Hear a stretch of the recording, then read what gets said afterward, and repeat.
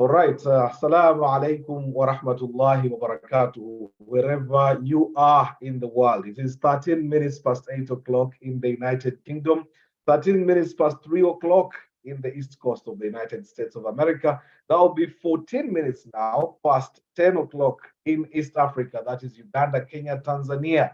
In Central Africa, it is just 14 minutes past 9 o'clock. That is Democratic Republic of Congo, Rwanda, Burundi, Congo Brazzaville, as Kassim Turunuga joins us as well into the conversation. Welcome to Come Let's Talk with me, Kassim Kayiira. Tonight, we are talking about the dangers or the challenges, the fears that social media might be bringing to us. I think it's a very timely time. Many students here in up north, children are in their half-term week. I'm assuming that's the same in London. Sometimes London is a week after or a week before, and therefore, children are supposedly in their half term. In a month that we have had, I think this is the month with the most number of bank holidays. Any excuse to celebrate, I think, gets an opportunity to just get there. Well, tonight on Come Let's Talk with me, Kassim Kayiira, we are discussing a very important topic, and that is social media pressure on our youth. Social media, of course, has brought a lot of good things. There are families where lives have been so busy. People have been finding less and less time to be with their families, with their children. Dad working too much, mom working too much, children probably at home and unable to probably socialize as much as they could. Social media has provided that babysitting opportunity for many where they can go online. Many parents now, even when they are home, especially for toddlers, they are throwing them onto YouTube, allowing them access to their remote controls, or sometimes on their gadgets, on tablets, which kids are getting very young so they can concentrate.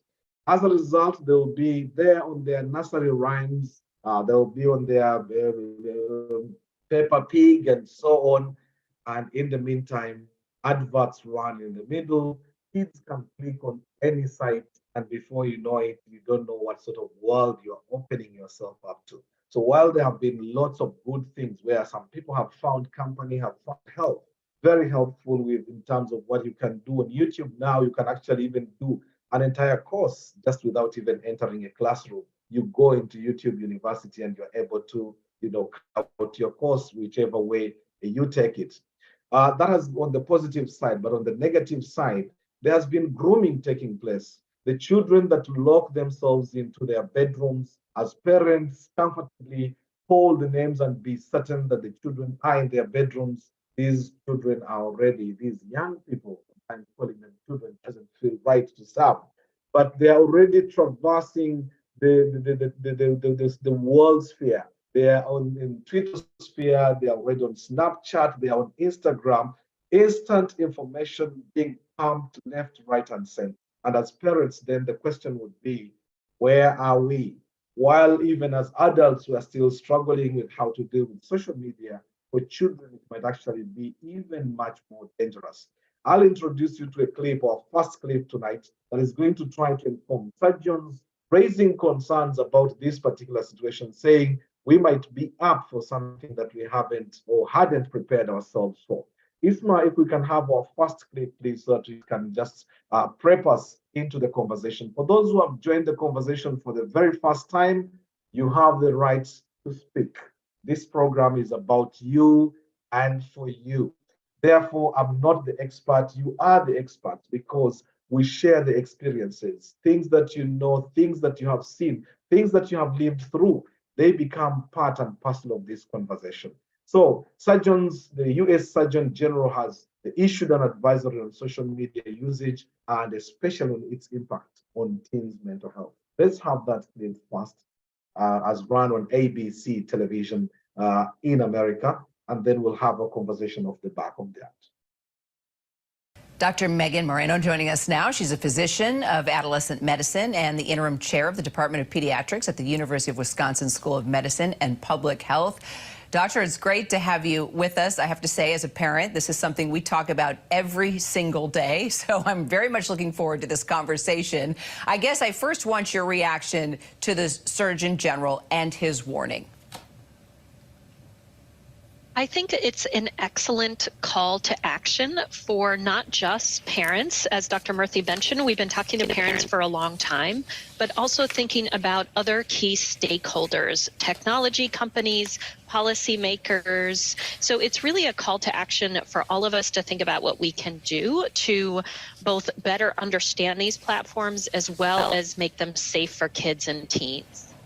Well, give me some firsthand experience here. What have you actually witnessed, right, with the kids that you've been seeing? Sure. So I think one thing that's a little bit challenging in this discussion is that just as we recognize that every adolescent is individual, every adolescent's experience on social media is also very individual. Not just which platforms they use, but what activities they choose to engage in on those platforms. So I have seen everything to teens who describe that social media saved their life because it gave them a community of people who supported them, to teens who thought about taking their life based on really negative experiences they've had. So, according to the warning, 95% of teens and 40% of children ages 8 through 12 are actually using social media for about 3.5 hours a day. And that's a long time. So I see what you are saying about some users who find certain meanings or are looking for certain things. But for young kids who are on this for hours and hours, what have you found out with regard to your research and your studies, what that does just to the brains of our kids? That's a really excellent question. And that's one of the questions that we're starting to study right now, which is what is the impact on brain development of kids and teens interacting with social media. One really important part of the equation, I think, especially when we think about younger kids using social media, is whether parents are role modeling their own social media use. So we know that over 75% of adults also use social media, and we're starting to see a lot of evidence that suggests that kids and teens are really mimicking what they see parents doing, and they're also not benefiting from the time that their parents spend on social media when that time might have been spent with their kid. Yeah, and you actually wrote about that in the Journal of Adolescent Health. I see that, parents are just as responsible because, kids mimic, what kids are doing. Now, the warning also says that 80% of parents believe that tech companies bear the responsibility to keep their kids safe when using social media. Do you agree with that? I think that there's a shared responsibility across our society right now. Social media has impact across the vast majority of teens and most adults. And so I think that some of the Surgeon General's report really is a call to action for tech companies, for policymakers, for educators to think about what their responsibility is in making this a safe environment for kids. Yeah, bottom line, everyone needs to step up. Dr. Megan Moreno, thank you so much for your insight and time. Appreciate it. Thank you. Hi, everyone. George Stephanopoulos here. Thanks for checking out the ABC News YouTube channel. Fantastic. If you'd like to get more videos, show highlights, and watch live event coverage. Ismail, you can stop that, please.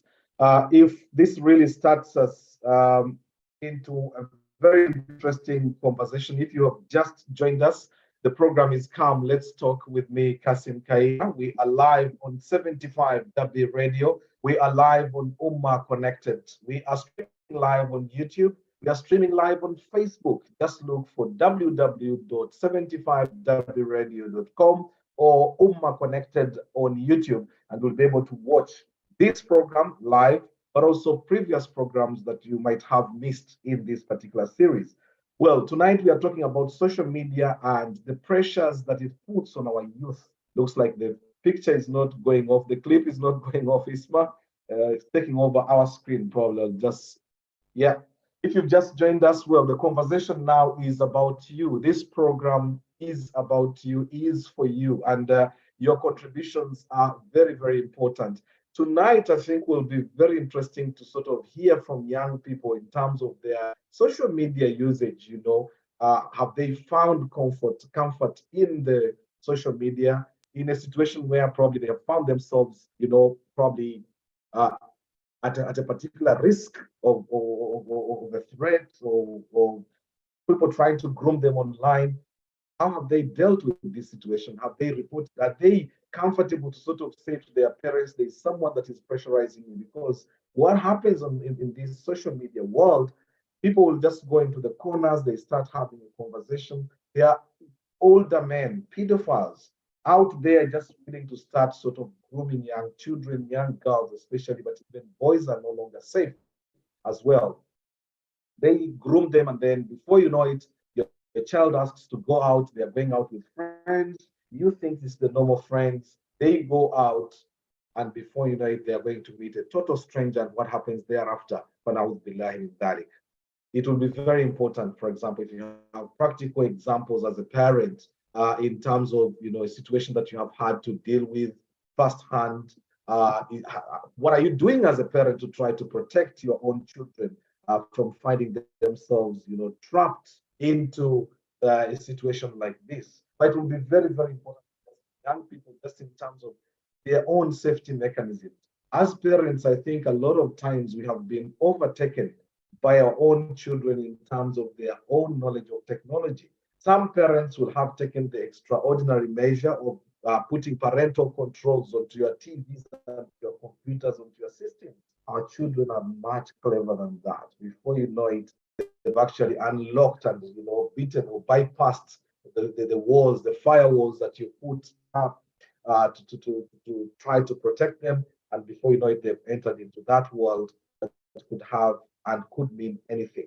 So tonight, as you look at this, I would like us to bring in, before we open the conversation to the young people, for you to watch this second clip keenly as we allow.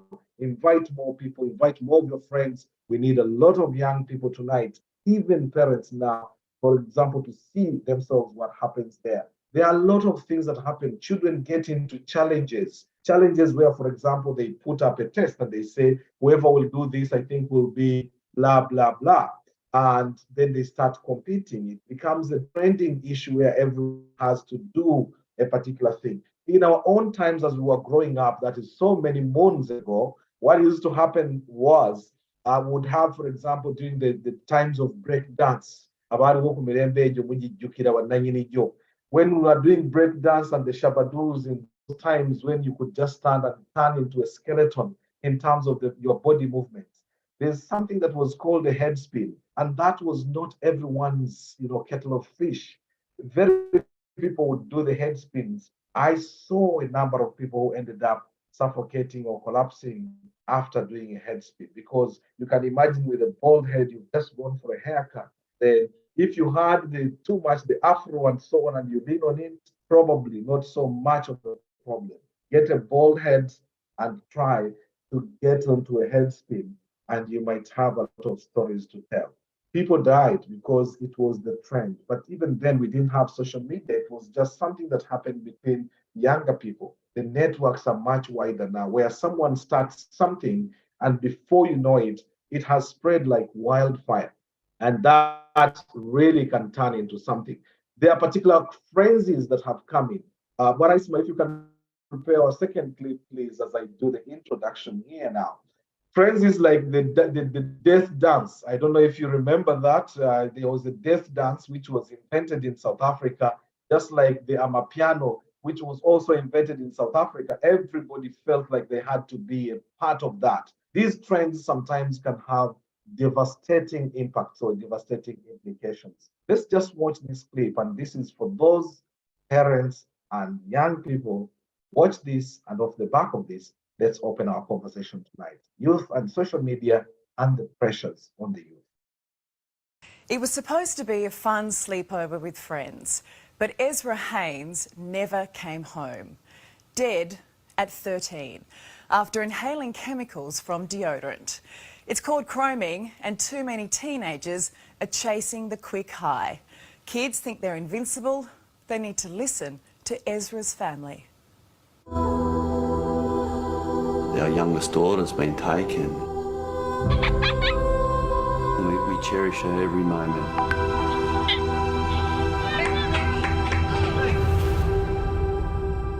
Andrea, she sounds like she was a bit of a bright light. Oh, she was amazing. She was beautiful. She was cheeky, but she just had the most fullest heart. What were her dreams? What did she want to do in this world? She loved music, she loved sport. I think the world was her oyster. So in that split second, your entire world changed. Yeah. Absolutely. Yeah. Our gut was ripped out. Yeah, this has rocked our world.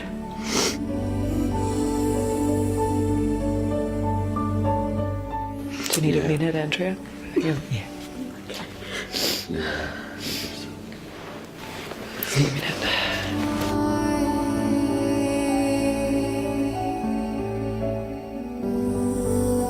Ezra was just 13.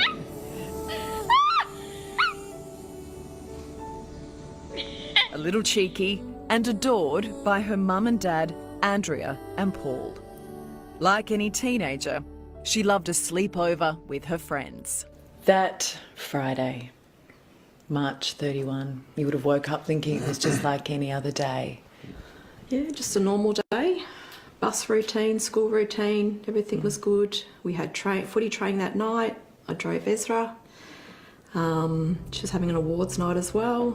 She got co-captain. She was named co-captain of the under-14s footy club. Yeah. And we just regular routine of going to hang out with her mates.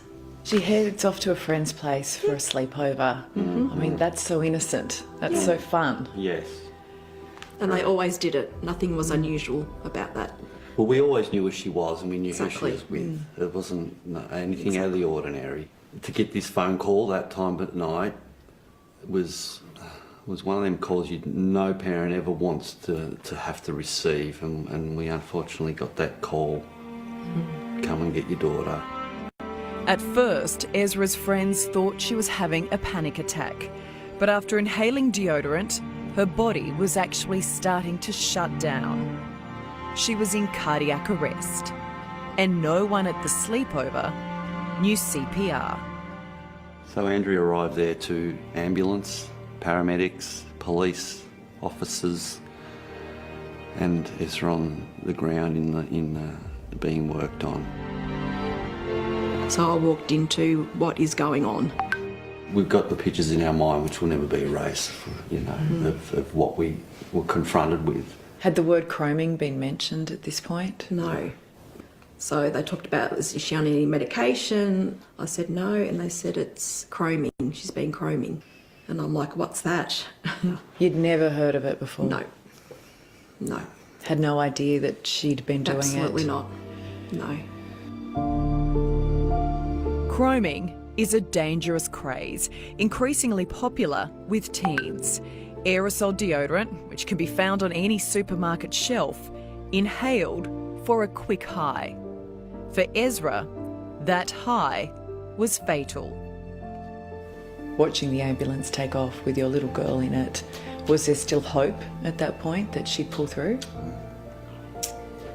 We still had hope. And we did not think the worst. We were trying to be positive. We thought we'd bring her home. When did you realise she wasn't going to make it? When we got the actual call from the doctor again to say this is not good. So they'd done the brain scans on her and they'd found that her brain was damaged beyond repair. So we had to have the decision to turn off the machines. That was a week after the incident. Yeah. You're reliving that right now, aren't you, Andrea? Yeah. Yeah. It was a very, very hard day. They're asking us to bring our family and friends to say goodbye to our 13-year-old daughter. It was a very, very difficult thing to do for such a young soul. She was put onto a bed so we could lay with her. We cuddled her until the end.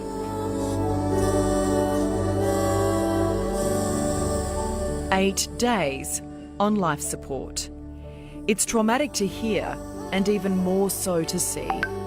But Ezra's family wants other kids to look at these confronting photos and think. And this is the bit that the kids need to hear. This is the this is the bit that your actions, you think it's harmless, what it can do to those closest to you, your family and your friends, for that brief high. Yes. It devastates everyone's lives. Everything. Because it was our last time to hug our baby girl, you know.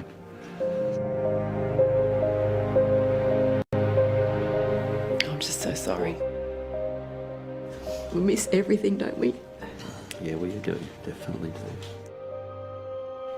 Ezra was the youngest of 4. Sister Imogen was like a second mum. And big brothers, Seth and Charlie, her protectors. It's pretty heavy, guys. Yeah. It is. Getting the phone call from Mum and having to wake Dad up and me drive my old man down there was, I'll never forget it. And Charlie, he was just out on a normal night like you do at a friend's party, and then he gets that call. How are we all holding up? Just taking it day by day, I guess. It's, people don't realise how hard it actually is, I don't think, until you've been through it. Especially seeing the scene, like it's like the image. Yeah, it will never go out of my head. That's probably the hardest thing for me at the moment, is that. Yeah. Just all the images.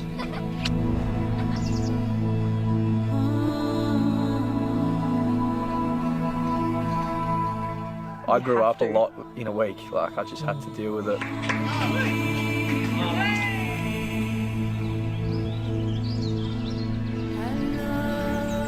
She was beautiful. Just everything about her was perfect. You have moments here where you still expect her to come running around the corner. And All the time. Yep. bloody chroming. Did you know she was doing it? No idea.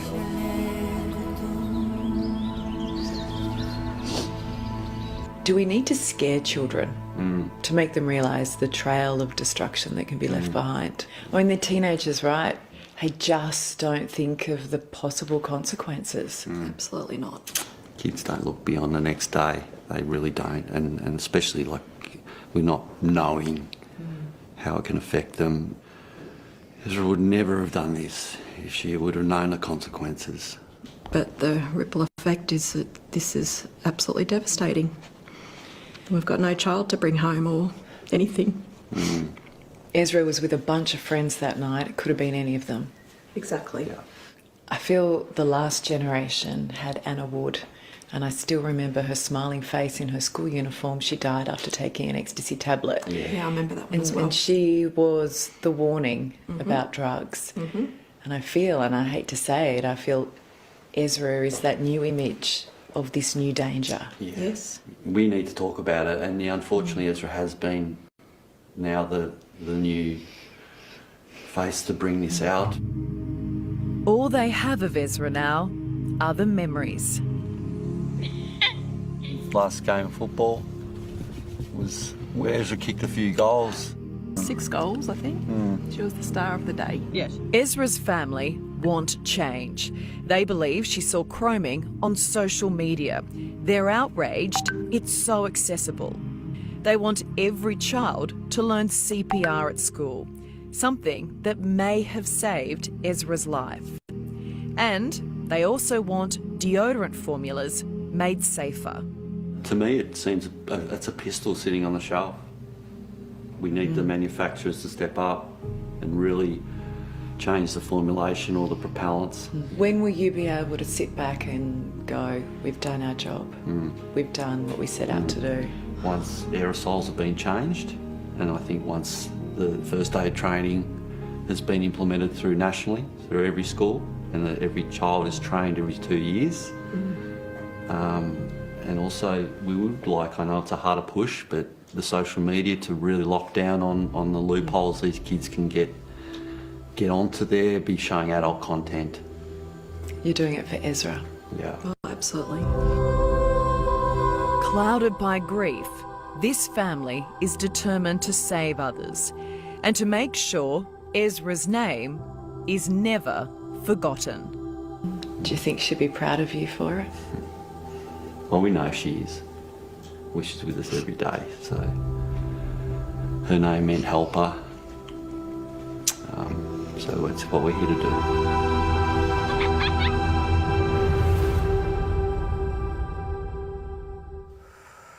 Well, Ezra would Well, never have very done this if he'd powerful known the submission. consequences.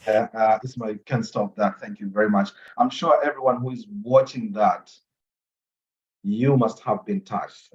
If you've just joined us, the program is Come, Let's Talk with me, Kassim.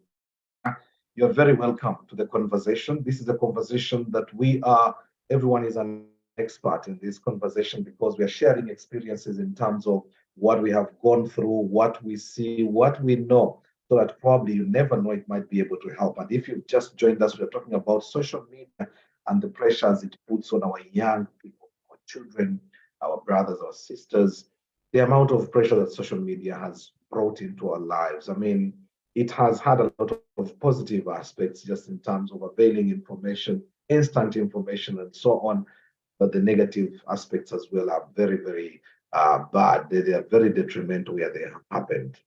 And if you just joined us, the program with this kind of conversation, the way we talk, we'll just come to you, you share experience. If you've had anything to do with social media, if you are a parent, it might be what you are doing to try to protect your children. You have conversations about, for example, if you see someone coming in and pretending, people do create profiles and they pretend to be who they are not. Do not go out to meet strangers. Some strangers just start grooming young people online. They ask you to share your, indecent photos, nude pictures, or nude photographs of yourself. Before you know it, they use that to blackmail you, and you have to do particular things for them not to throw those particular pictures, to the entire public.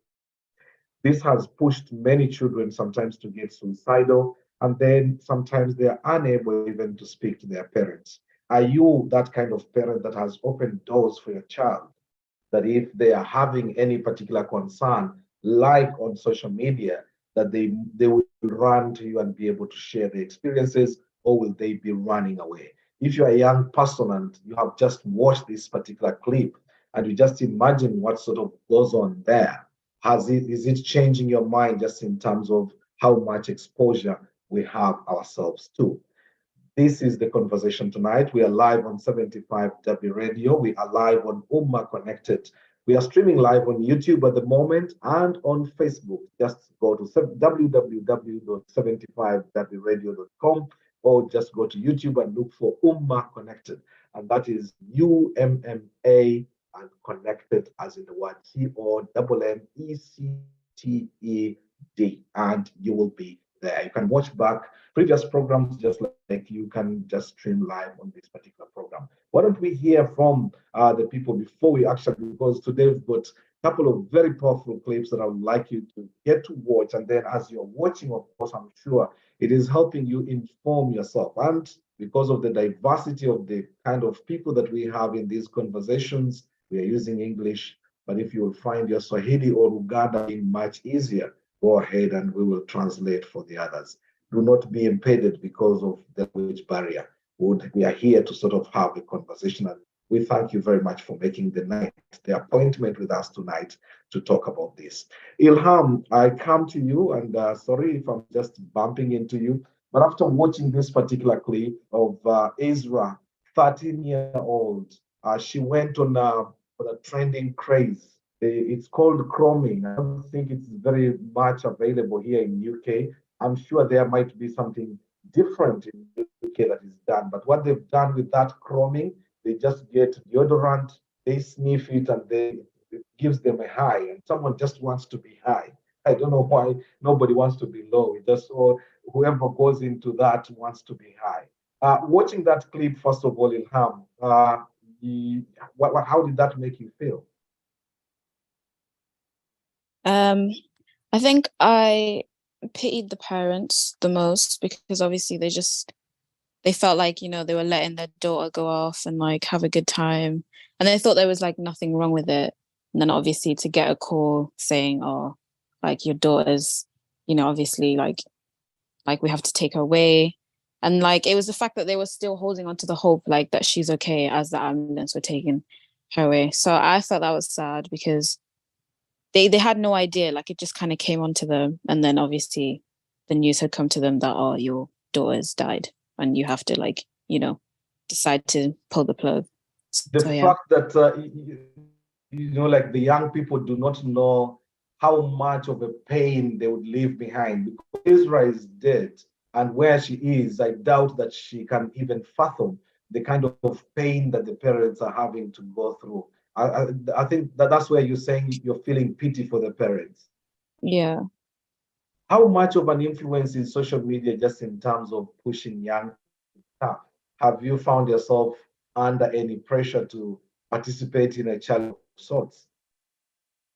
I think it's really influential, especially if you see like loads of people doing it and loads of people kind of hyping it up to be something. Obviously, you're gonna want to do it.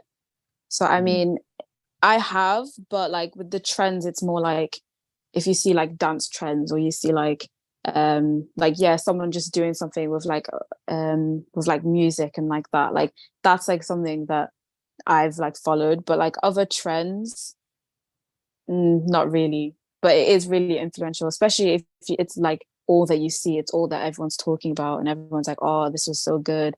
Obviously, people are going to be more prone to falling into it because everyone else is talking about it and they want to be part of that.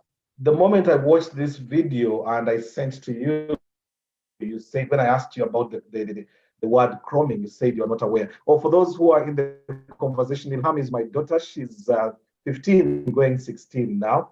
And we had a conversation off the back of tonight's topic as part of the preparation, and I'm happy that she's on to be part of the conversation. Now, chroming is a very familiar word here in the UK. It might be familiar in the US. It sounded like from the conversation they were very familiar about it. But here, probably there is something that you think is close to that, and something that would come close to that. And you mentioned vaping. Yeah, I think when it was first introduced, a lot of people kind of went onto it because it was like a watered down version of smoking. People didn't want to really get into smoking because obviously that's like really damaging. Like vaping is damaging, but you don't see the effects of it quicker than you see it with smoking. Right. So then obviously people are seeing like other people doing it, and it's the fact that it's like you can get like different flavors, and the way it's even presented, it's like something like a kid should pick. If you ever see a vape, it's like all colorful and then it's got different flavors. Like that's something you would expect like designed for kids, even though it's really not meant to be.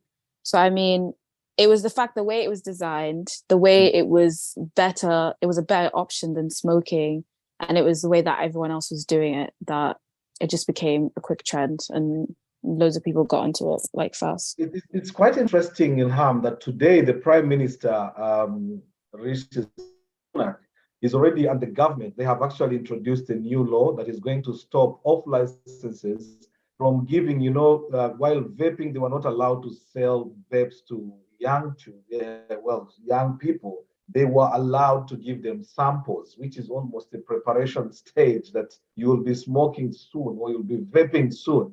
But now, before that, let's give you a flavor of that. And the government now has introduced, today, they have announced, it is quite interesting that we're having this conversation today. Government has announced strict measures for shops, off licenses, and so on, not to be able to, sell these vapes to young people. And that is, of course, definitely going to be dealing with that particular aspect.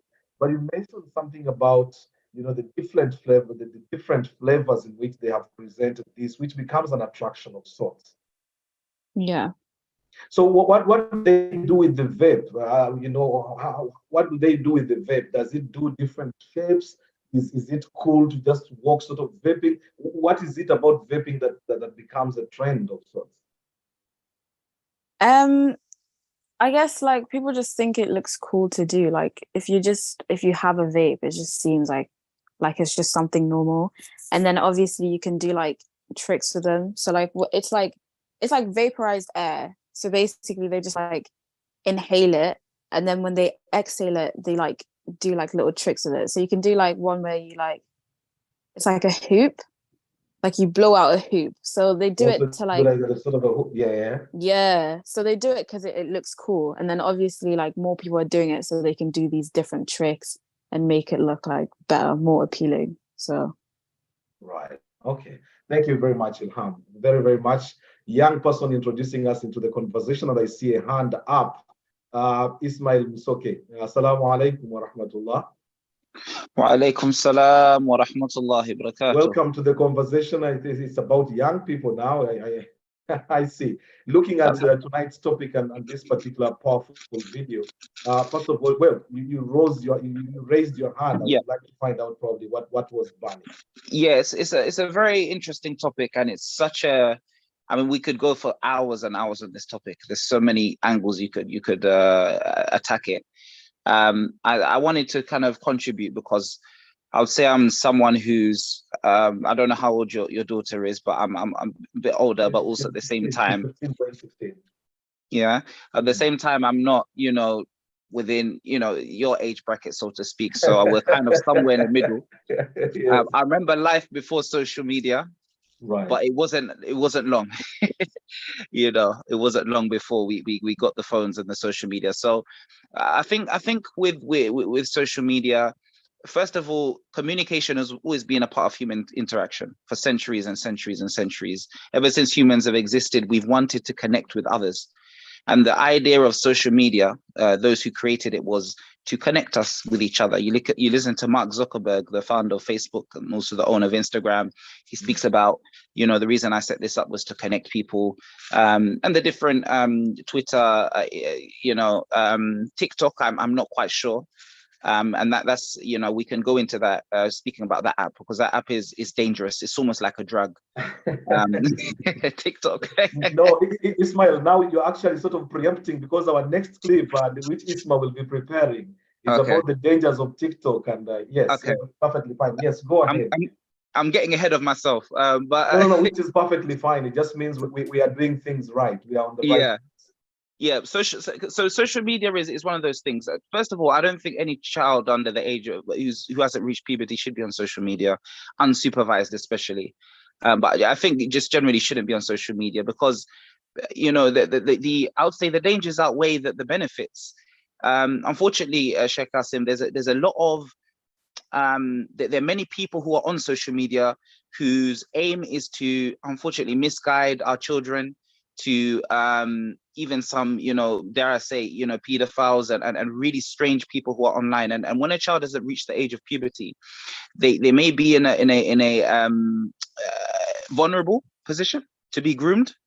We've got gangs, we've got people who are, who could harm your child. So if your child is under the age of puberty, who's under the age of maturity, or under, just not at that much, because as a parent, when your child is mature, I think, then maybe there are certain apps, and I do apologize for not kind of being able to post the links, but there's certain apps that you can use to kind of control your child's phone usage, see what they're doing at any point in time. You can see the screen. You can even go into the phone and see what's going on in there, because there's so many dangers. A child could be in, let's say, for example, I'm a Muslim, in a Muslim household, and everyone is religious and everyone's doing what they're doing, but they're sitting in their room and they're in a completely different world that you don't know about as a parent. Yeah. By the time you understand what's going on, it's way too late. We're speaking about suicide. We're speaking about drugs. We're speaking about getting involved in gangs. We're speaking about them being groomed by elder men and women, and these are all serious and real dangers that could happen.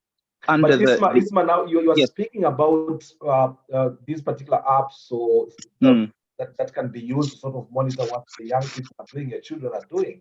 Mm-hmm. These children, first of all, are much clever. They are really they are at a different rate in terms of their speed of doing things.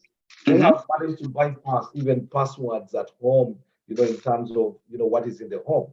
You find that sometimes, even with some parents who are struggling to catch up with technology, it's their children that are coming to help them, understand even how to use some of these gadgets. How will the parents now be able to come in to be able to intervene at that level when a child is even much faster? They might seem like they are pre-adolescent, but they are already much faster. They are at that speed. That is question number one. But there's also question number two, which is, I've visited so many homes. You get into a home, 3-year-old, 4-year-old already has been given access to YouTube, because that's the only way to keep them quiet. They keep there were the different little cartoon-based children's programs. But Yep. between the children programs, adverts come in and links and whatever, and kids just Mhm. these things. And before you know it, you've seen parents jumping up, seeing inappropriate images, being shown to Yep. kids. And you can imagine if you're in the kitchen and the TV is in the sitting room, baby is just there watching, they won't call out to say, mommy, this is what is happening. That idea of introducing young children to this particular social, because this is part of social media, YouTube or whatever, they are all part of social media, helping to have the interaction. So question number one was, I'm a parent who is semi-literate when it comes to technology. My children are even much more knowledgeable in terms of technology than I am. Where does that place me in terms of trying to protect my children? Technology is constantly changing, Sheikh Kayiira. We even have now this artificial intelligence where, they've created these, robots that are, Allah Allah protect us. But what I would say for a parent is you have to be on top of it. I think we have the ability to stay on top. We're talking about parents who came from Uganda or wherever to come to the UK and learn, the culture and adapt to a new environment. I think if you're able to do that, you're able to learn about social media. It might take some time, but it's going online. There are resources for parents online, as I said. It's just about doing that research and just keeping on top of, okay, what are the new apps? You don't need to know the details of how to use them, but at least if you know what they are, you can start looking at how to kind of tackle them and having the conversation. But it comes down to trust, as you said. It's all about building that trust relationship with your child where, they're able to open up to you, listening to them, because they'll speak, children speak. You overhear conversations and they'll mention, oh, now we're in TikTok, and now we're on Snapchat, and now we're in this.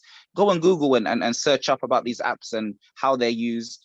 And look at the resources, the different resources that are there for parents online. So it's just about taking time, Sheikh Kayiira. That's what I'm saying. Take time, and you will get there, inshallah. You won't be on the level of your child. You won't be on the level of the child. Oh yes.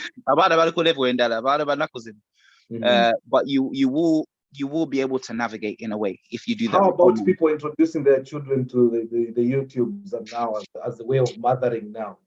Yeah, this is something we're all guilty of. Sometimes you pull out the tablet, I've got the young babies as well, and you just want, but it's about using the alternatives that are there. So for example, there are cartoons such as Zaki and Friends, let's say for us as Muslims, or there's Omar and Hannah, there's some Muslims who are trying to develop these apps and games. So it's about finding the, okay, let's find a middle ground. We're not going to completely ban the tablet in the house or the device, but let me look for apps that may benefit this child and help this child, and download them onto the tablet, and then we limit it. Having time limits, and using when we're not doing it, we're doing other activities. So it's about kind of working within the framework, the existing framework. It's difficult, and there's no one answer, but it's possible. And I think also, Sheikh Kayiira, before I let you go, it's about sharing resources amongst ourselves. Sometimes I'll have a resource and I just keep it to myself. I should share it with everyone else as well, so that other parents have access to these. That is what I was just about to ask you, that if you can please put those particular links in the chat room.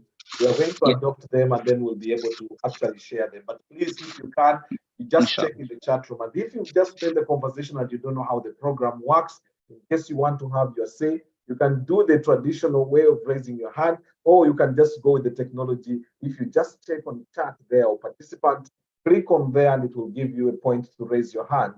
And I'll be able to see your hand and will come to you so that we can share in this conversation. Like I said, everyone is an expert here because we come from different backgrounds with different experiences. You might be surprised as to what someone has been exposed to as opposed to what someone else has been exposed to. So the conversation continues, and I'd like to spread out. I've seen, some new faces here. There was some new names that I would like to bring into the conversation.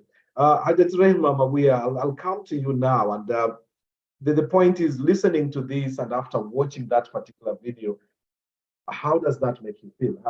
I'd like to hear your reactions to that. Are you there, or are you at work?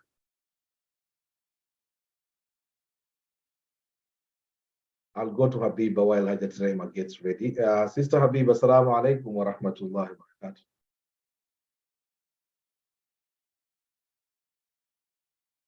Hello, Sister Habiba. Walaikum salam wa rahmatullahi wa barakatuh. I was beginning to wonder whether I'm speaking to myself or the microphone was off. I'm in the How are middle you of something. I'm fine, alhamdulillah. Maybe there will be some background noise. I don't know. Oh, no, we can't hear it. So I was just asking about social media. What have you done? How are you dealing with it in your own home? Actually, with social media, with these young kids, you can regulate it. But when they go in like 14, 15, sometimes it's very hard. Mm-hmm. As you said in the beginning, that they are more clever than we are. They can do anything. But with these little ones, with mothers who are serious about their children and they care about them, I think you can try before they grow. And also another thing is with the religion, if these kids, they are grown up with their religion, sometimes they can be spoiled in the middle, but always they can come back. And you can always talk to them in the religious aspect. Then, but with the prayers, of course. But it's very hard. Yeah, it's not something easy. Are you one of those that have allowed your younger children, for example, who would allow younger children to have access to social media and then monitor it? Or you'd rather wait until they are mature enough to? Yes, I rather wait until they are mature enough. And still, even if they are mature enough, I can't stop talking to them, advising, and to refer them to some things like those videos, things which happen in such a way. Mm-hmm. Yeah. All right. Thank you very much. Isma, please, if we can have our third clip just ready as we open the conversation wider. I see iPhone. I've seen lots of iPhones, so I don't know. iPhone, please, if you can unmute yourself, I'd like to probably say young person that would be interesting to hear your own take about social media and what you do. Assalamu alaikum. Assalamu alaikum wa rahmatullahi wa barakatuh. Alaikum salam. That's a very deep voice. It can't be a very young person. Yeah, it's me, Shayani. Anyway. Oh, it's Shayani. Yeah. Well, you came in with a line, and I was thinking now it's someone trying to sneak into the conversation. Yes, well, you've just been listening to Isma. You heard from Ilham. I'd like to see. I mean, how do you keep yourself safe online? I mean, there's this whole challenge. Well, actually, let me start with this question. Is there any particular trend that you have had that you think, well, probably you didn't participate in, but it was something that was trending and dangerously trending? No, not really. I think as teenagers, you just move towards that type of things. Like it's not something that you just like, oh, it's dangerous or maybe I shouldn't go, and you just go. It's like you're being persuaded over time to go to those things. I also wanted to say that I think I kind of disagree with Ismail, because there was a thing he said that we can stop it. I think that there's no way that parents can like physically stop their child from going on social media. Like the child will find the child I don't think he said stop it. Do we get a chance to come in and speak to Cheyenne? Yeah, I was Sharon, I was saying that within the a certain age, I think it is possible. I think you have to. I think it depends. You know, for example, let's say there's a tablet. You know, the child has a tablet. Yeah. You know, you check the apps that are on there. You know, you can kind of work your way around it. In terms of stopping, full stop, maybe not, but you can kind of work with what's there. Basically, I think that was my main point. Oh yeah. I think I agree with you on that. Like I think like stopping it completely, that it's physically impossible. And there's even ways like how children just can get around parent supervision. Like they can get around the ways that parents can think, because as humans we're the next generation supposed to be smarter than the old generation. So if children find a way to to stop their parents from looking at what they're doing. That's really what's really gonna separate them and the parents. And also, I wanted to say that social media is ever evolving. I don't think as parents and that, like, we can stop that. And I feel like there's ways to, like, guide them in the right way, but, like, I think it's very hard, especially So in these days and times. How do you protect yourself online then, Shayan, in case the parents now are unable, they've sort of been surpassed by technology? And I can see Hajat Sarah's hand up. Probably she would want to have a question to you, in which case I'll bring her. Hajat Sarah, probably you had something, but while Shayani is answering this, Shayani, how do you then protect yourself online? Because if the parent can't, it just leaves you really fully in control of your own life. Assalamu alaikum wa rahmatullahi wa barakatuh. Wa alaikum salam. I just wanted to tell the young man that when you're a child, I think you do not have any financial income. And if I don't buy a phone or a tablet, then I can protect you and stop you from being on social media. It's a shame that we all parents think that we have to provide those gadgets to our children, and yet we see the kind of damage they are causing. I don't know whether any parent would be breaking any law by not giving a child a phone. Because the problem, though, Ajat Sarah, the dilemma part of the parents have had is you are running between school and work, and you want to keep communication with the child. You won't give them the break phone where it's just numbers and not even having the ability to have internet. So the starting point is innocent. It is the intention is good. You're trying to make sure he can reach me, she can reach me, I can reach them. And that is the starting point. The question now raised to you, Mr. Keke, is how were we raised before when there was no phones? Didn't our parents go to work? Yeah, but we all now see the damage that this thing is causing, and we have to take action. If it means taking those gadgets away, then we have to do it. Either using some of the control measures that we've been told that can help us monitor the phones, but the young ones are telling us that is impossible. You can't stop anything they're doing. They have ways of going around things. They know all the IT kind of methods of even taking all these things that the parents may put on. So what are we going to do? Just leave them to go to waste? Because we've seen children die.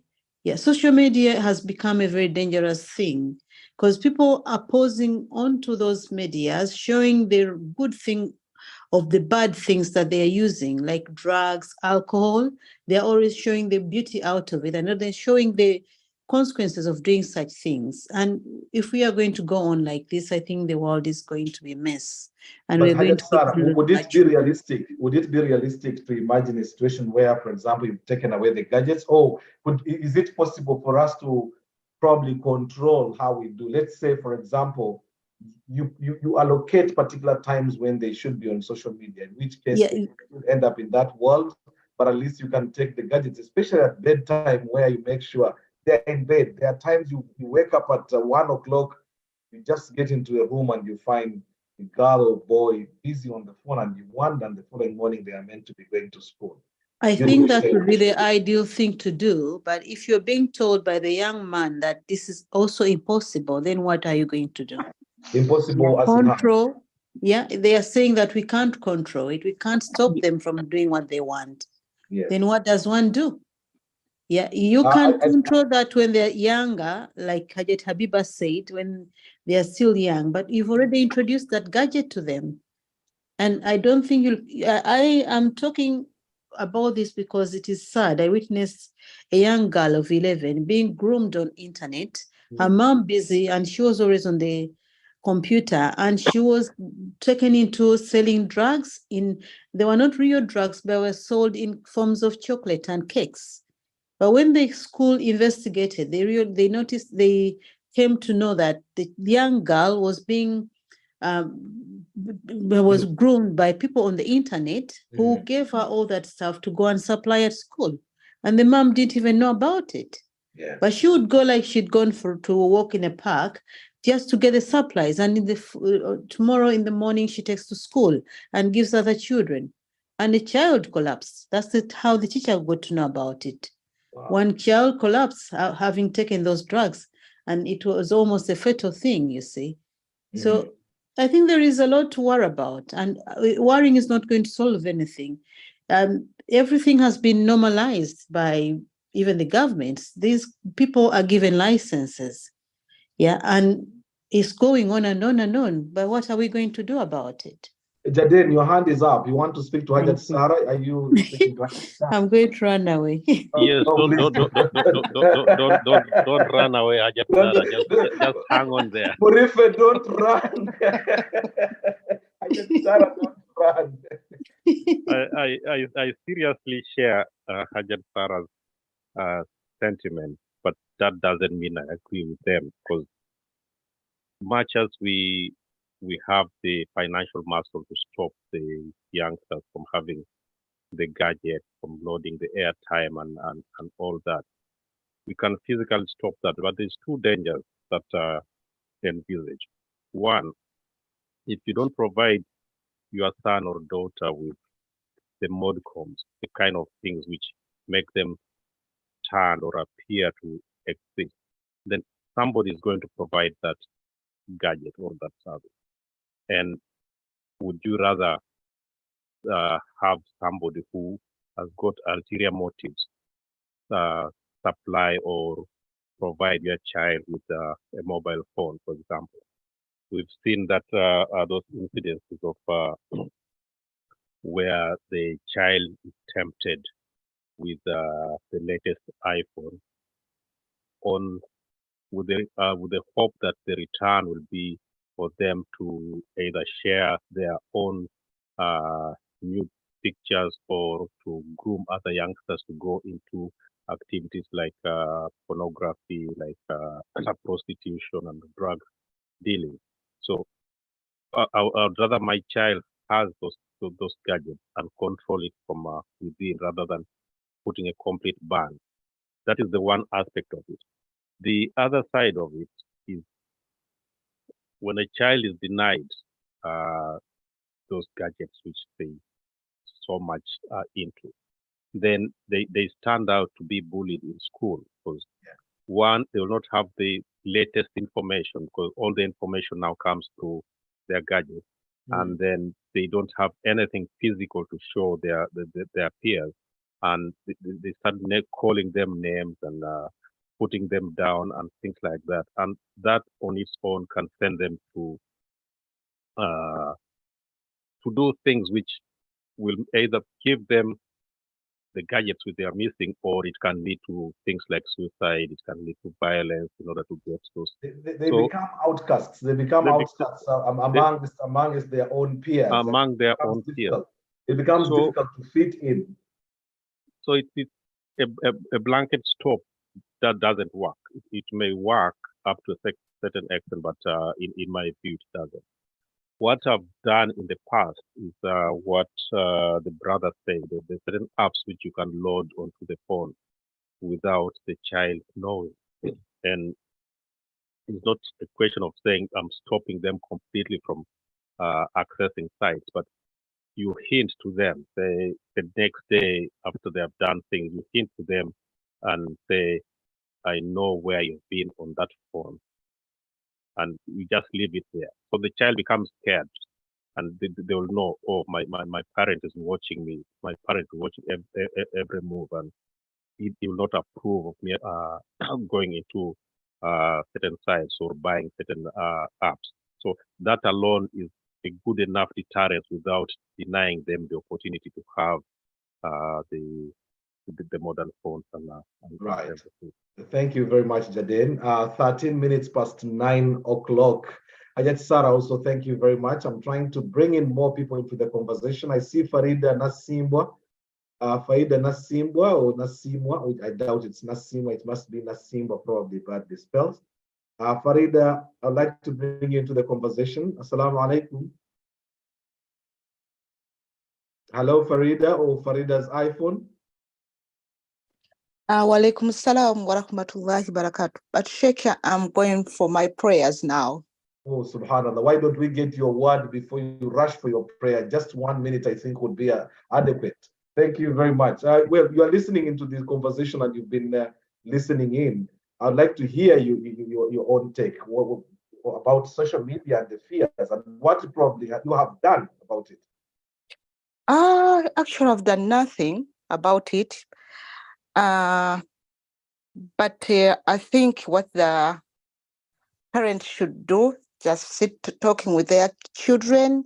Like the other man said, that he will help the parents to give more apps whereby the parents should watch their kids, what they are doing. I think that's the only thing we can do, because even if you don't buy them gadgets at home, they'll use their friends. So there's no way you can stop it. Yeah. Yeah. Fantastic. Libraries there, they can go to libraries. Yeah. So it's possible to stop them. Barakallahu fikum. Thank you very much, Hajat. You can Ah, rush for your salah. Thank you for Thank you being so part of much, Kayiira. Yeah. Barakallahu fikum. Well, the conversation is still on. 14 minutes past 9 o'clock. The program is Come Let's Talk with Kassim, Kayiira. Tonight, we are talking about social media and the pressures that it puts on our youth. So far, we've heard from young people. We can't control, we can't stop them. But what then can we do, especially in a situation where we find ourselves sort of wrapped up in that kind of dilemma? Rahila, I come to you, and then Isma, let's have that clip, please. Well, I think we'll play our 2 clips back to back. The TikTok, which Isma was touching on, and then the grooming, which is really, really dire. And then we can open our conversation when we have something to talk around as well. Rahila, are you there? Assalamu alaikum. Hello, Rahila. Okay, as Rahila gets ready, Isma, we can play that. And this is the danger of TikTok, and where we have found ourselves really, really in a difficult dilemma. They had to call the bosses of TikTok to come and do a bit of explanation, a bit of explaining, because of where we have found ourselves. TikTok has been fined several millions because of data sharing, especially of young people. It's one app where you can actually go in and, well, age restrictions are not that much. Not that children have not really managed to bypass. Even on Facebook, you find 12-year-old, 13-year-old who shouldn't be there, but they've found ways of, getting the wrong date of birth, and then they manage to log themselves into the system and they exist there. Just like any pedophiles can also be online there using a different profile and then start targeting our young people. Let's check the issue with TikTok. What really is the problem with TikTok? It's a place where people can be creative and curious, and where close to 5 million American businesses, mostly small businesses, go to find new customers and to fuel their growth. Businesses aren't the only ones using TikTok. Your kids might be some of the more than 150 million American users on the video sharing app. That's nearly half the country using TikTok. It was under fire today in Congress, not just for national security concerns, but also for its alleged role in spreading potentially harmful material to children. Social media is everywhere, and your kids are finding ways to get their hands on it. One study found about 50% of kids and adolescents were spending 5 hours or more on social media a day. 12% of them were spending up to 10 hours a day. There's direct links to kids being more depressed that are on social media all the time. Body image, cyberbullying, anxiety. In today's congressional hearing with TikTok's CEO, committee members also showed a host of TikTok videos that encouraged users to harm themselves and commit suicide. Kids may also be in danger from predators and adults posing as kids. And there's so much online grooming going on these platforms. It's pretty scary. Despite these serious concerns, there can be some positive signs to social media apps like TikTok. We all know that there's some kids that really do struggle with making friends. Jacques Cormier, an educator with years of experience working face-to-face with Sacramento students and their families, worries social media distances kids from consequences. It's much easier to say that I don't want to be your friend and I don't like you anymore on a text message or on Instagram than it is face-to-face. He also says adults need to step up and make the most of teachable moments. It's about giving them the information to be able to make the best choices that they can make when they're in those situations. And there's some kids that, have come in here to talk about things that they've learned on social media that are actually pretty positive. And I think a lot depends upon their maturity level and ability to handle it. TikTok CEO says the company has about 40,000 moderators tracking harmful content and an algorithm that flags material. At home, the experts I talked with say limiting your kids' time on social media helps, and trying your best to teach empathy and kindness early on can go a long way. Well, I think you see part of the problem really, and a lot of conversations are ongoing at the moment, and with artificial intelligence now, it's actually even getting much more complicated. Parents, please go out there, try to educate yourselves a little bit. I know many of us are busy and so on, but I think you're much safer being in the know, being knowledgeable about what's going on, finding yourself really stuck up in a situation that you wouldn't want to find yourself in. And with artificial intelligence now coming in, a lot might be about to happen. I'll just ask you to be patient with us. I'm just going to play one more clip and then come to you. I want to show you, the parents, just how the grooming process works. Isma, if we can have our clip 4, please. I'd just like to open up the conversation, and then the rest of the 30, 40 minutes that we are left with, it will be down to the conversation from you. And please, you should all have your say.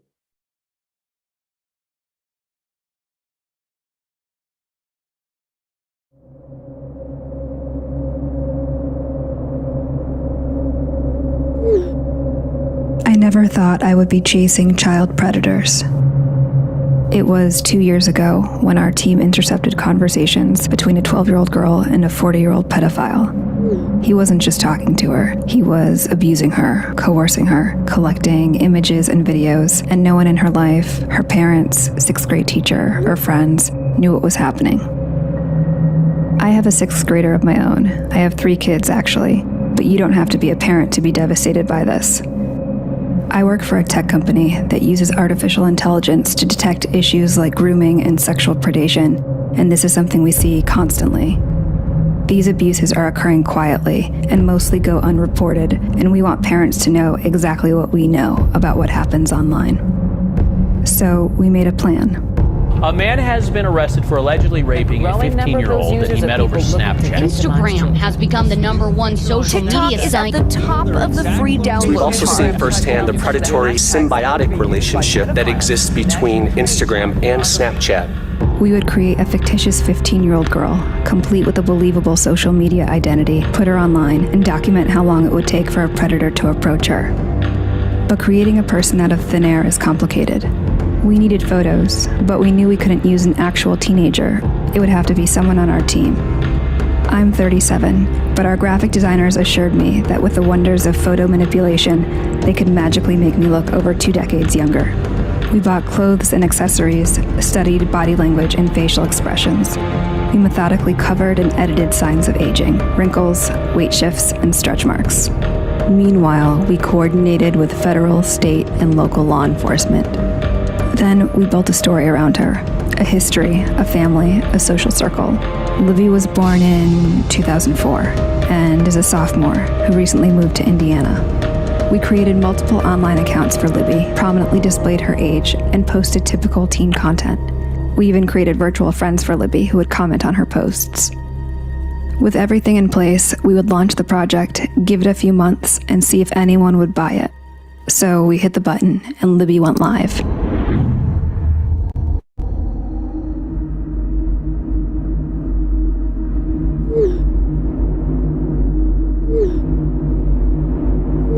Within the first hour of posting on Libby's accounts, 7 adult men contacted her.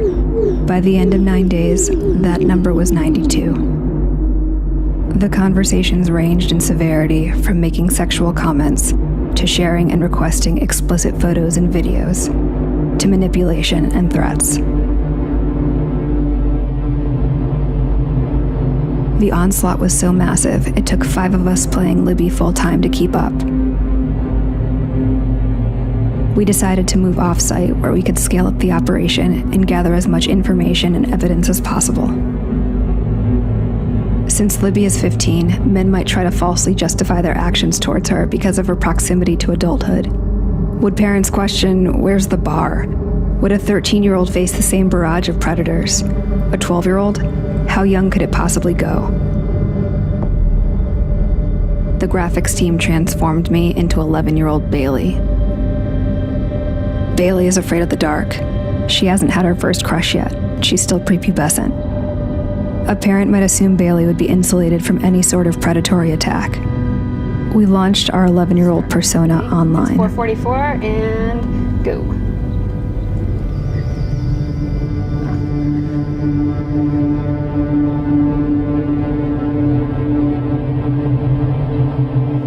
One like from a guy whose profile photo is a penis. So let's say 1 minute and 7 seconds. We have a message request. Although sorry, 2 more requests just came in. How much time? A minute and 40 seconds? Yeah. How old are you? You go to the profile, you know that is a child. It also says in the profile that the child is in 6th grade. Another one. It's just lighting up, like the inbox is just boom, boom, boom, boom.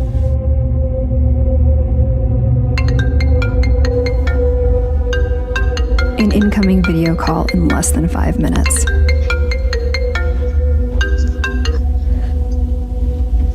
I can't see you. Don't be shy. They all say don't be shy. Few parents know just how dangerous these platforms are for so many kids, so we brought some on site so they could see for themselves. 11-year-old Bailey's persona was approached with an even more disturbing level of manipulation and requests.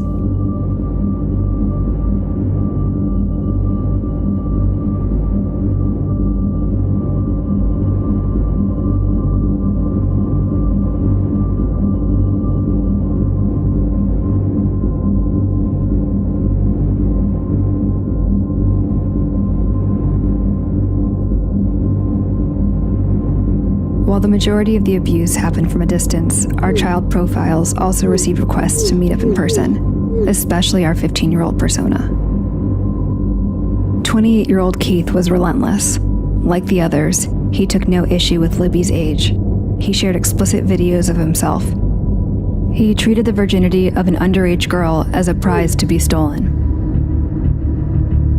It was a tough decision, but if Keith wanted to meet Libby in person, we would let him. We synced up with our law enforcement contacts, and within 24 hours, we were on the ground and ready to meet. We already had evidence of what he had done online, but was he willing to carry things out in real life? We knew 37-year-old me attempting to pass for 15-year-old Libby would be a challenge. But I would wear a hat, a lot of makeup, and a big sweatshirt, and see if he showed up.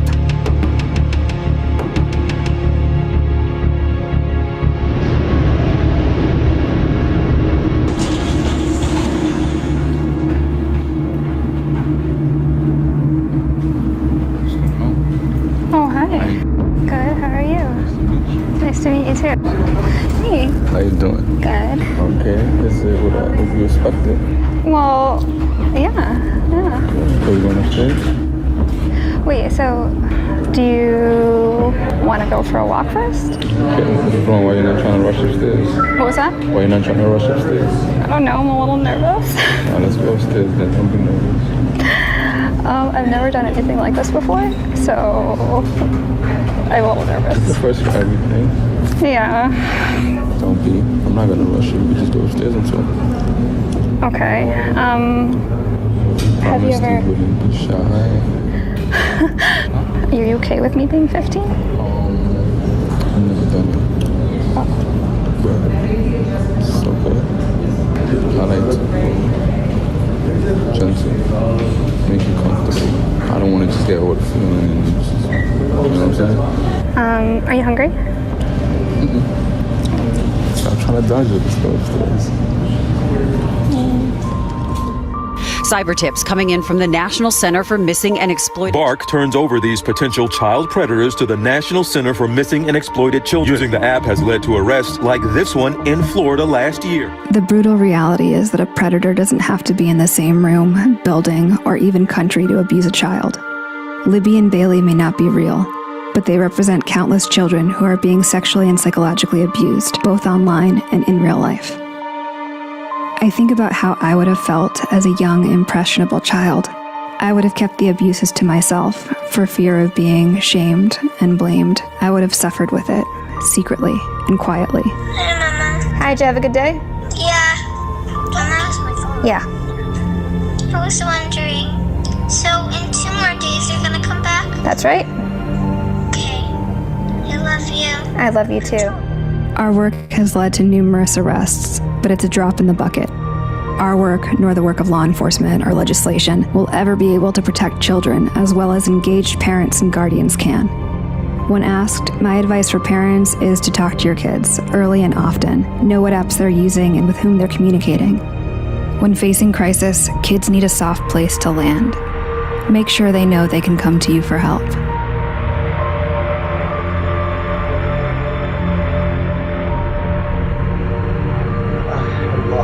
A lot of the times that we watch most of this stuff, I think what it does is, I don't know how you felt looking at these particular videos as parents or as young people, whether it actually shook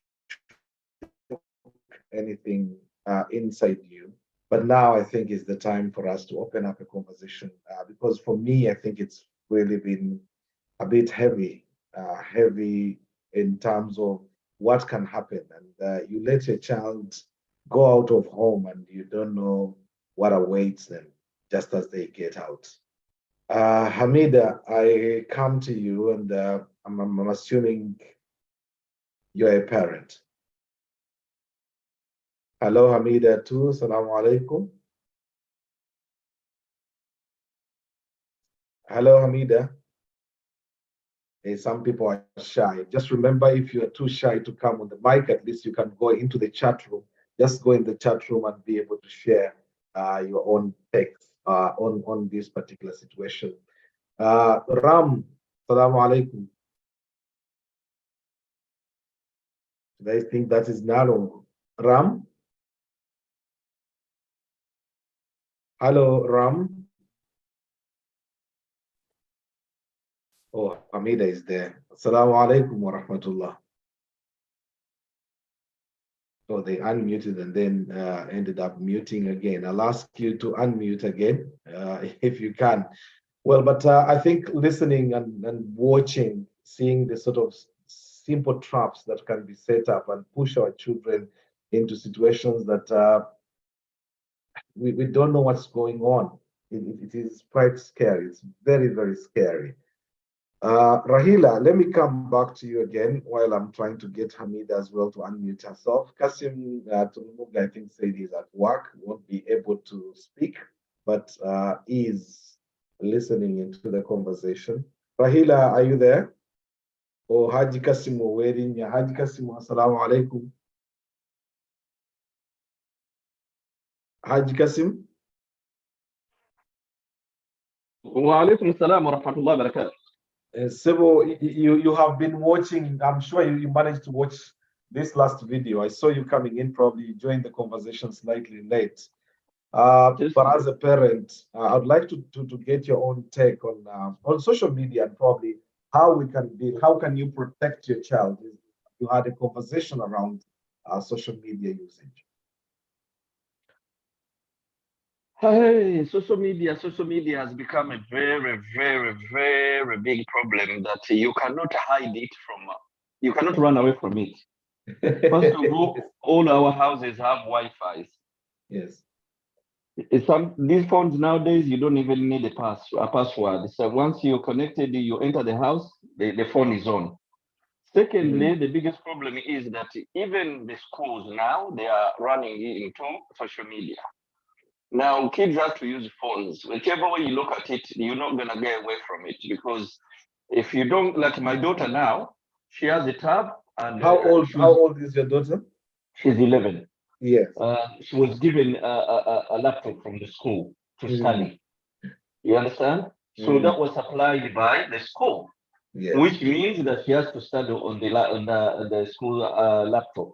Yeah. But on top of that, she has to go she has to be on the Wi-Fi to be able to access some of the information she wants. Yes. Now, you're not going to be there, my brother, my second name, Kassim, to watch everything these kids do. We just have to be to be more vigilant. But how? Maybe by just checking the phone now and then, see the apps which they have downloaded, and just delete some of them which you think like it. For me, of recent, I downloaded the TikTok. I didn't know that she downloaded it. I just took it off and deleted it. Now, there is another game which has come up, which they call the roadblock. Whatever, I don't know whether it's roadblock or again, that is roadblock or roadblock. They tell you to call it a game that they are playing, but it's not a game. They can chat to the friends, but for them, they are saying it's a roadblock, it's a game. Oh, you can download that game, it's really nice. But the roadblocks, yes. Yes, but beyond that, yes, for you think it's just a game, but it is something which behind you, they are chatting with their friends. You know, exactly, it's like having a WhatsApp. There's no difference. So that is another danger we have, that these things are coming into a version of the game, but they are not. They are not. You see, so my brother, we have a very big challenge ahead of us. We have a big challenge because you cannot deny a kid to have a phone or a tablet, because this is the way the world is. Even if you do, now even the television, you can connect. If you're not at home, they'll be on the television. When you come, they switch to their channel. But they've been on YouTube because the Wi-Fi is there. That's the problem. And you cannot stay away without the Wi-Fi either, because that's where we are. That's the world we're in. So for me, it will be just keep an extra eye. Whenever you have a time, go behind that girl. She's going to school, go on the tablet, or go on the phone, check what she's been doing, find out what conversation she's been, she's been getting involved in, and try also to talk with them and say, you know what you're doing, I know what you're doing, but it's not nice. Let them know that you are checking on them, you are following them. But to say that you can take away the gadgets or to stop them, it is impossible. Because if you don't, the school will supply. If the school does not supply, the friends will supply. And like what you said earlier on, that kid feels so bad to go to school, and now it's a trend. My daughter, she's in year 6. So everybody in year 6, they have a phone. So how does it feel your daughter to go, she goes to school and for her, she doesn't. She looks like so left out. So it is getting really, really big into the society which we are living in, Mr. Kayiira. Very but scary. It's scary, by the way. It's scary. In our modern way, when you used to grow up, I remember our parents were scared of us getting girls getting pregnant or boys. But now for us, we are scared of these social media gadgets. They are really, because they can be there pretending they are doing something else, but behind they are chatting, they are talking to someone, and for you don't know. You think they are doing some work from school. Even you can ask, what are you doing? Yes. Oh, I'm doing my homework. But literally, you can see the fingers moving. That's not homework. And the speed with which they do it. And also, Mr. Kayiira, I had a phone for the last 20 years. Let me put it this way. But I still don't have the idea what the phone is. But these girls, they have every idea about the phone. Because sometimes if my phone gets stuck and I call her, and she will solve the problem. She'll say, oh, Daddy, you're supposed to do this and this. You are not alone. You are not alone. We keep finding ourselves, even those of us who try to keep up with the speed, you get to a point where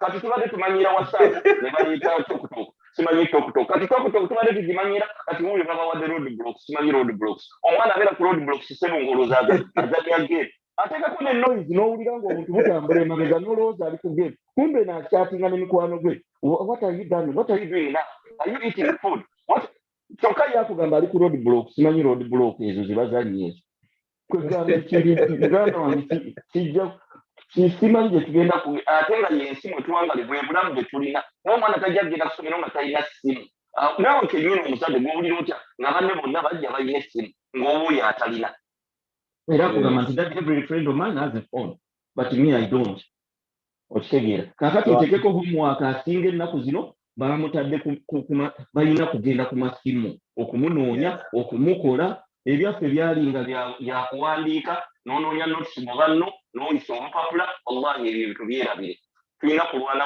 kubeera more extra vigilant kutunulayoku. Now, may Allah protect us. Haj Kassim, as usual, fantastic. Jaden, your hand is up again. Please go ahead. Yes, I very much identify with what Haj Kassim has said, because I remember when we were growing up, these things were already there. Our parents would bring people from the village, people who are not related to you, people who are hardly known. They just hear of them through word of mouth, and they bring them into the house. And they would look after you. You'd learn things from them, things that were useful and things that were not useful. Now, with the onset of technology, the gadgets have replaced the people that used to come into our home. So the parents find it easier, it's cheaper actually to have a tablet to babysit for you, to be a friend to your child, because you don't want the neighbor's child to come and play with you, so you get for the child a laptop. But the problem which I see, which will make this problem continue, is that when they removed the responsibility of parenting from the hands of parents and put it into the hands of the law, so they legislated parenting. Our parents those days used to parent by instinct, by what was right and what was wrong. Tabia was tabia. You had to toe the line. But now things like the child has got the freedom and the right to associate. That is there in law. You as the parent, you cannot remove that. If you try to remove that, the school will provide that, the avenue for them to associate, either through technology or your child will be removed from you because you have denied them that right to associate with other children, to play with them. You cannot punish your child, say, by denying them some food, for example. That would be considered as child abuse. So they have removed those simple things that our parents used to use to keep us on the straight and narrow, and they put it and forced it in such a way that a parent who is trying to perform their parental responsibilities in a way which is right to them, because what is right in my family, Kassim, is different from what is right in my family. But they're making it uniform and standard that every child should enjoy the same right as the child next door, irrespective of whether you've got the means, irrespective of whether you are at the other end of the scale. So this is what is going to make this problem continue. So technology is here to stay. And given that technology advances so fast, people of our age will not catch up with it. But these youngsters are so quick that, because technology doubles every 2 years, the speed increases, the amount of information increases. Well, even 2 years, sometimes you find it's too long, Jaden. What would you say to Hamida here in the chat room, who says, just be friends with your children, they will open up to you everything. From there, you can advise them using other children. Show them like you trust them, even if you don't trust them. They will tell you stories, what is happening out there. Then you can use those examples to advise them. Just set rules for them as parents, but give them 50% freedom. Us as parents, we should educate ourselves as well. Then they will know you are not freshy. I think I mentioned that.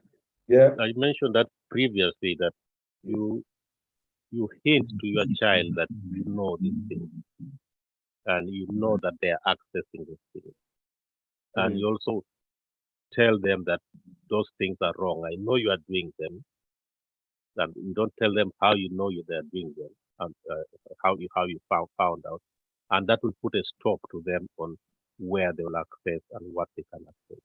Because that guilty consciousness will stop them from accessing certain sites.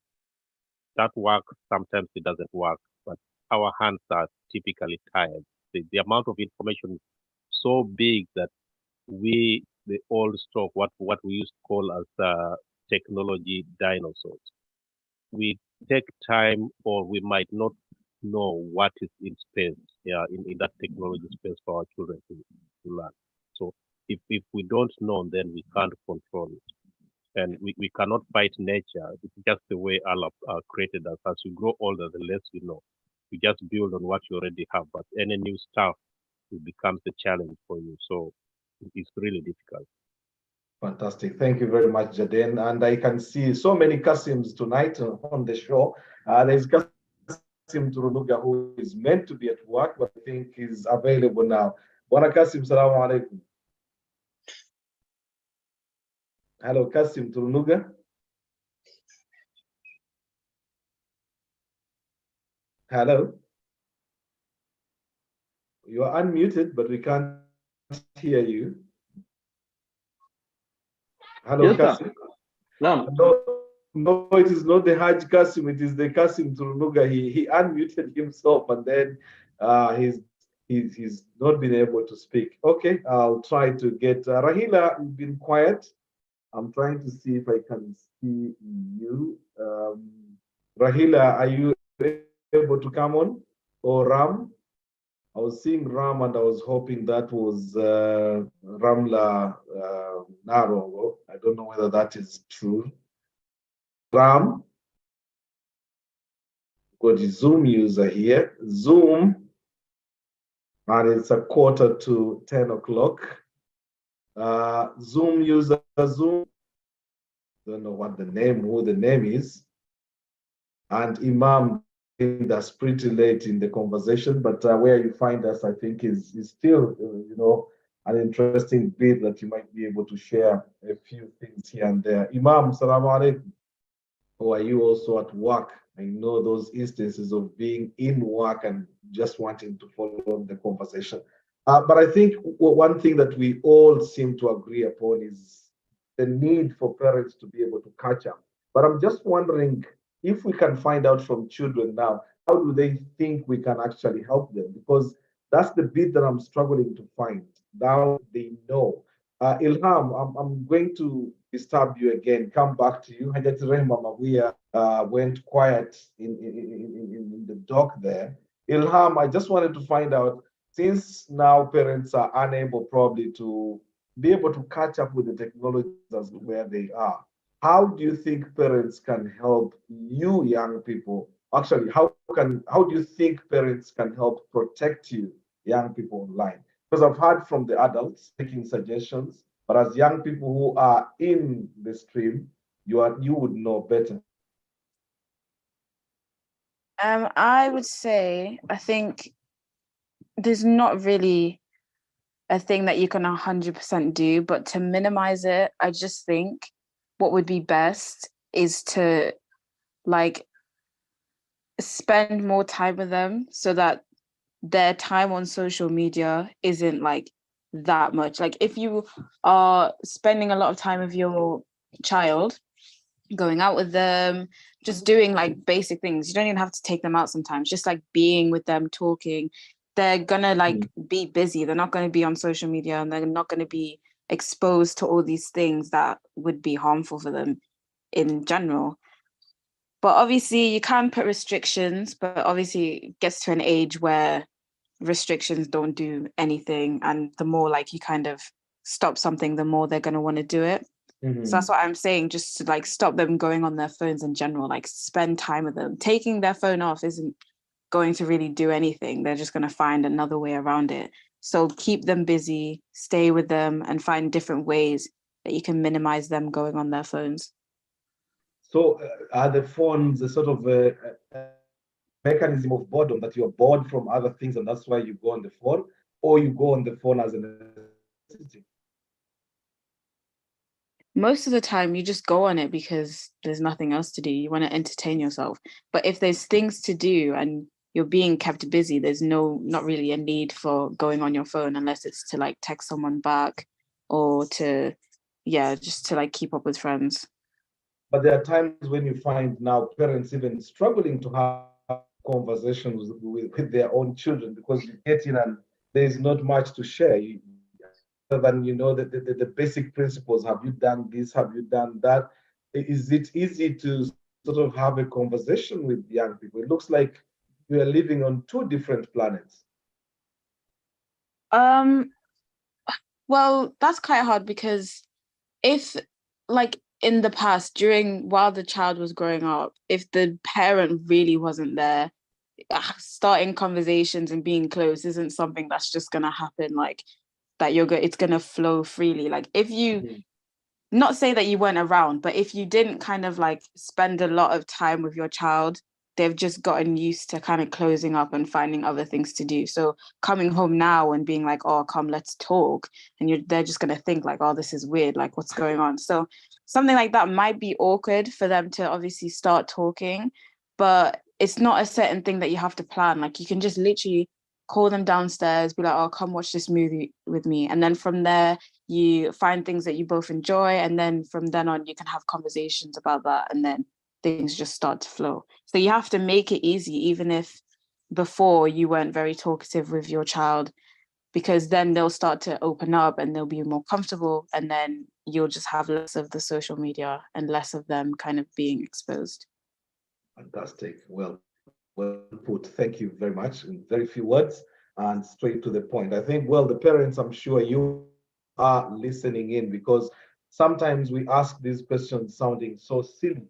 But the idea being that once you open this, then it sort of opens options. It provides opportunities for us to break into the understanding, the psyche of the young people, which sometimes is not easy to sort of get into. Thank you very much, Ilham. Well, as we are getting close to the end of the show, well, this point has also been running very widely. Just to remind you, the program is streaming live on YouTube on Umma Connected, and we are on Facebook as well, on facebook.com/75W Radio. Just on www.75wradio.com, and you'll be able to find any of these programs. Well, it's of course doing the rounds here with people having a say. And well, someone here, Lady Asia Omar, is saying, well, technology cannot be stopped. The only way now is to find ways to harness and harmonize or live with it. Other than that, I think we're sort of fighting a lost battle. Ismail, unfortunately, sort of left the conversation because he was meant to be sharing the links for parents, because it is always important that in such conversations, we don't just leave. We can talk until the cows come back home.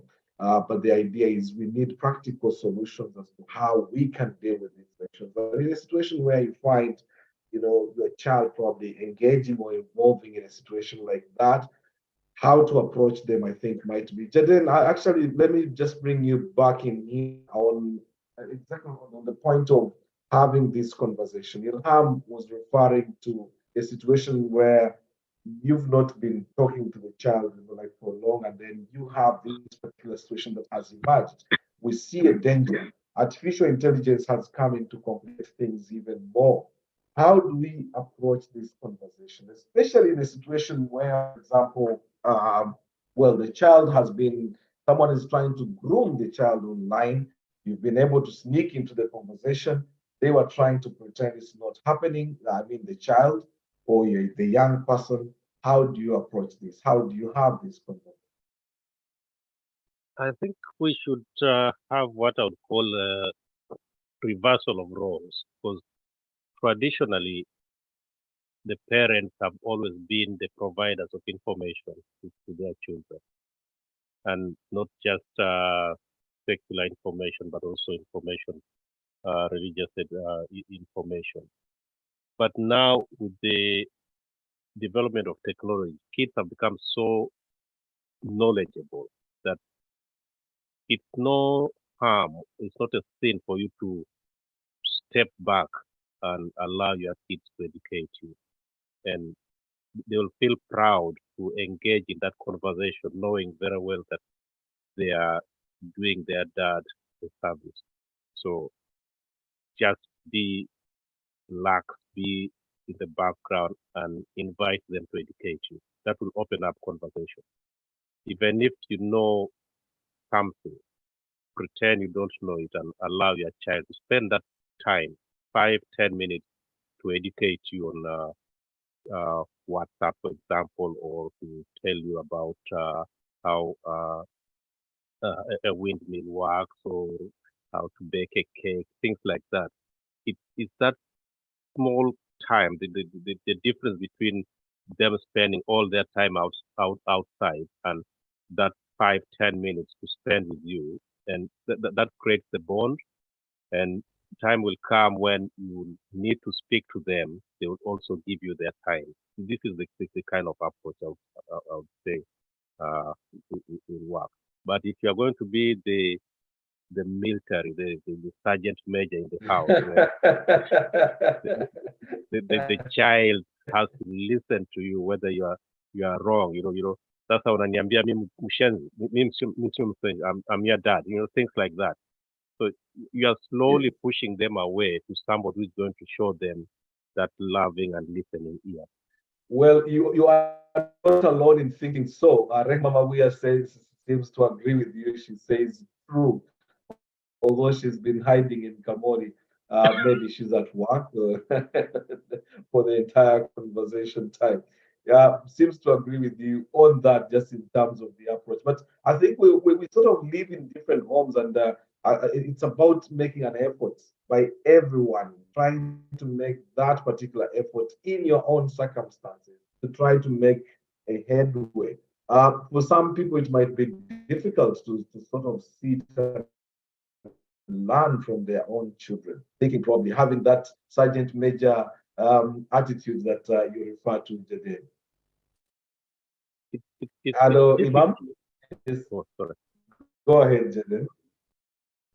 I'm saying it's difficult, but sometimes, or they have always said, the pride comes before a fall. So if you are going to uphold that pride now, yes. Something very simple is going to trip you, and there's nothing worse than being embarrassed by a small piece of knowledge in front of your kids.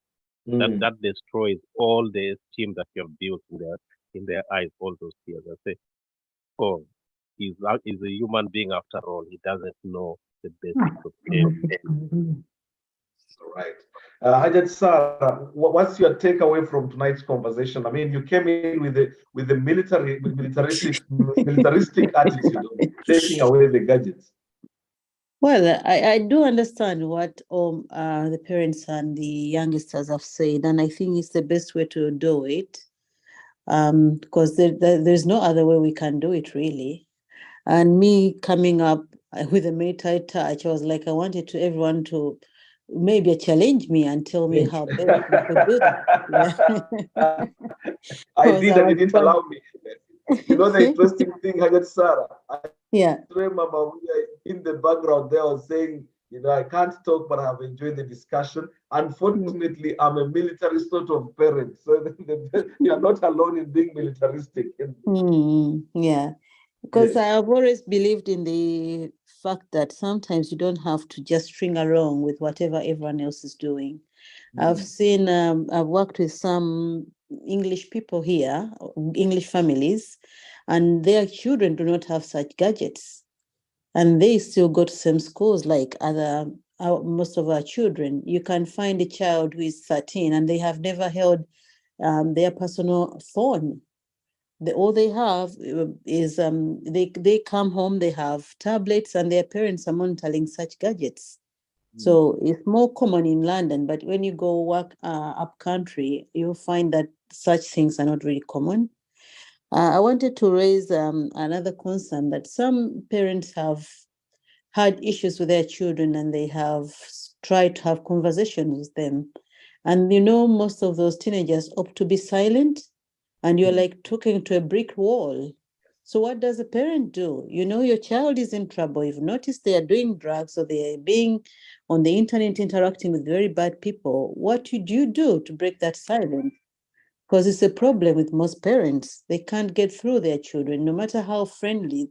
There is an age when children even distance themselves from parents. It doesn't matter how close you used to be, and they just keep to themselves, maybe lock themselves in their rooms, because then they think they can do that. And no matter what you do. So how do you do it? How do you break that kind of barrier between you and the child? 13, 14, 15 there sometimes can take that sort of direction. Well, Jaden seems to have got to Jaden, go ahead. I think I'm not challenging this time. It's just a piece of advice and maybe guidance. Sometimes when your child, you can't get into your child, there's always the networks that we've got, either a friend from work or a relative or just somebody who speaks the same language as you. You can use them to get into your child, break that mold. Because your child will be more inclined to listen to somebody from the outside, knowing that this is dad's friend or they speak the same language or they come from the same workplace. So use such networks to break through your child. And eventually, you'll get into them. The only problem with that is there are predators out there. So you have to be careful who to approach to get it through to your child. Well, fantastic. I think, that was what I was even about to suggest as well, because there will be somebody else who can speak to your children more than you would be able to speak to them. However friendly you are, there are times when it comes to that point where actually that intervention is somebody else's intervention and it won't be your intervention. But at least you intervene by engaging those people now, because their children might actually find it a lot easier. There is always that age of resistance. There is always that point of attitude where someone feels like now they've got the body and they forget you have fed that body to get it where it is. Well, it's been a very, very big pleasure to have you tonight. It is exactly 10 o'clock. I thank you very much for an interesting program. I hope we have some takeaways from here. Links on which now parents can actually use. Those who haven't had that, go online, educate yourself, see what you can do. Let's try the best that we can. And with the young people, the young children, please help the parents help you. And that is by safeguarding you and making sure at least you can be safe. The world out there is a very dangerous world. As we cross into artificial intelligence, which even the experts are now getting worried about. The father of artificial intelligence resigned from Google recently, a very big paying job, left the job, and he left with a warning saying, we have created this, it looks like we can't control it. There is fear now in terms of what the future holds.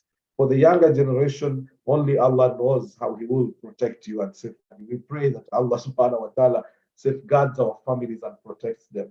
Thank you very much for being part of tonight's conversation. Hope to see you, inshallah, next week, same time on Tuesday, as we delve into another topic, inshallah, God willing. Thank you very much for making the time tomorrow. Remember, Bridging the Gap at 7 p.m. on 75W Radio with Becca Chinyinji. Earlier in the day before, we'll have Sheikh Nkata on Ummah Connected, and then the rest of the week flows as usual. Hope to see you next week, inshallah. Thank you very much for your time. God bless you. Assalamu alaikum wa rahmatullahi wa barakatuh.